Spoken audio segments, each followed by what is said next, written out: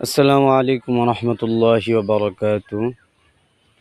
সম্মানিত দর্শক, এক ভাই অনেক গুরুত্বপূর্ণ একটি প্রশ্ন করেছেন যে আমি জোহরের নামাজ ওযু করে আদায় করেছি, তারপর যখন আসরের সময় হয় তখন আমি আসরের নামাজ ওই ওযু দিয়ে আদায় করেছি এবং আমি মনে করেছি যে জোহরের সময় যে ওযু করেছিলাম ওই ওযুটা আমার এখনও আছে, সেই হিসেবে আমি নামাজ আদায় করি। কিন্তু নামাজ আদায়ের পর আমার মনে হয় যে সাথে সাথে আমার মনে হলো, স্মরণ আসলো যে আমি তো আসরের আগে জোহরের পরে এর মাঝামাঝি একটা সময় আমি জরুরতে গিয়েছিলাম, যার ফলে আমার ওযু ভেঙে গিয়েছে।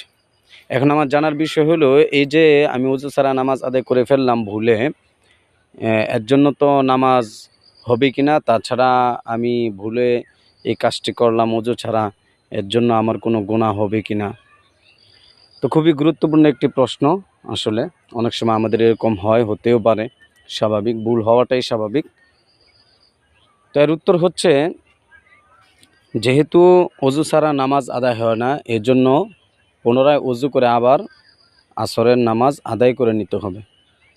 আর যেহেতু এভাবে ভুলে অজু ছাড়া নামাজ আদায় করেছি, মনে করেছি যে নামাজ আমার অজু আছে, তো এর জন্য কোনো সমস্যা নেই।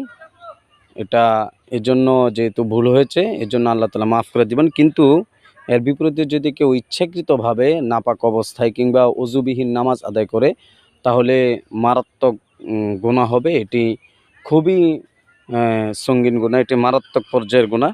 এজন্য ইচ্ছাকৃতভাবে ভুলেও যেন আমাদের এরকমটা না হয় যে ইচ্ছাকৃতভাবে আমি ওযু ছাড়া নামাজ আদায় করে ফেললাম।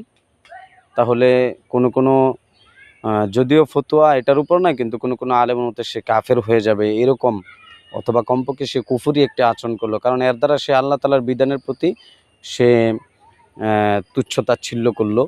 এজন্য খুবই সাবধান। ভুলে হলে তো সেটা ভিন্ন ব্যাপার, আল্লাহ তাআলা মাফ করে দিবেন। কিন্তু ইচ্ছাকৃতভাবে এরকম করলে এটি খুবই মারাত্মক গুনাহ হবে। আল্লাহ তাআলা আমাদেরকে সঠিক মাসালা জেনে তারপর আমল করার তৌফিক দান করেন। এবং এই চ্যানেলে বিস্তারিত বিভিন্ন বিষয়ে মাসআলা মাসাইল, বিশেষ করে মাসআলা মাসাইলের ভিডিও পেতে চ্যানেলটি অবশ্যই সাবস্ক্রাইব করে রাখবেন এবং লাইক, ফলো এবং শেয়ার করে দ্বীনের সহযোগিতা করবেন। আসসালামু আলাইকুম ওয়া রাহমাতুল্লাহি ওয়া বারাকাতুহু।